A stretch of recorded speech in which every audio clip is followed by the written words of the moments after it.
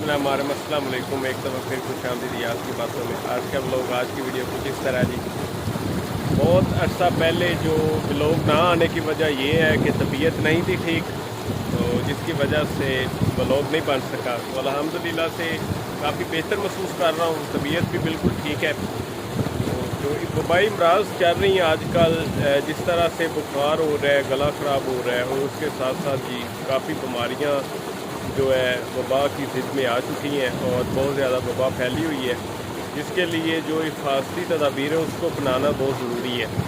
तो इस वक्त फार्म हाउस पे ठेकेदार जो है वो जनाब पौधों पानी लगा रहा है, तो तुहानू दिखाना है जी पौधों पानी लगता। फिर अज मैंने ठेकेदार के साथ मिल के टरबैन चलाई, टरबैन चला के फिर फसलों को पानी लगाया हुआ है, और उसके साथ साथ ही हम जनाब लगा रहे हैं, पौधों को पानी लगा रहे हैं।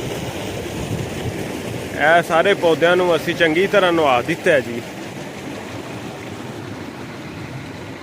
ਤੇ ਪਹੁੰਚਦੇ ਆ ਠੇਕੇਦਾਰ ਦੇ ਕੋਲ। छोटा ਜਿਹਾ व्लॉग, छोटी जी वीडियो मैं क्या होनी चाहिए। चैनल ਤੇ कोई भी वीडियो नहीं, आज काफ़ी देर होगी कोई वीडियो अपलोड नहीं कर सकिया। जनाब ठेकेदार, पहले अद्धे पौधों मैं पानी लाया, हूँ ठेकेदार की वाड़ी सी। चंगी तरह नुआ जुआन इन्हों, गर्मियां आ गई ने, पौधे नहाते भी पे ने नाल नाल, ते होर की गर्मी लगती पी। इन्हां दे स्वैटर स्वूटर ला के, जर्सियां ला के नाल नुआ चंगी तरह। आहो नाल ही अड्ड गुजर रही माशाल्लाह, पानी बिल्कुल साफ जी। पीण दे हवाले दे नाल टरबैन दा पानी बहुत वधिया।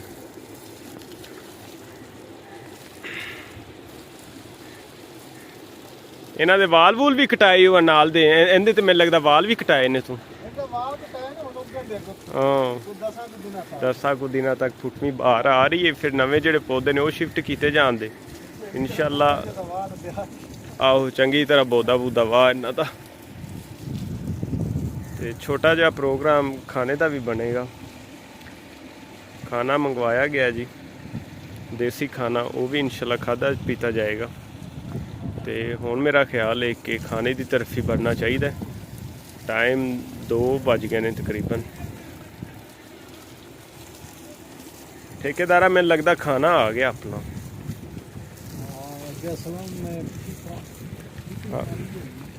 आहो खाना आ गया जी, हुण खाने की तरफ चलते हैं। और सामने मंजे ते पिया होएगा, उस तरफ ही जाने हुण देखने। चल बंद कर दे हुण, किन्ने कु रह गए ने। रोटी खा के ला लांगे यार। आहो रोटी खा के ला लांगे।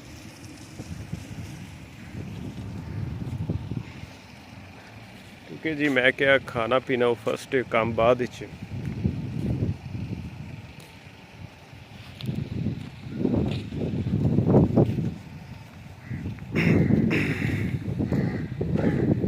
हेलो जी, कां भी बोलते पे, सुनिया जो कां बोलन परौने आने होंगे।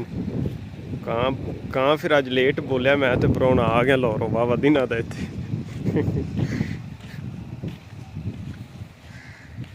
गणेशन ने भी चूपे ने पहले।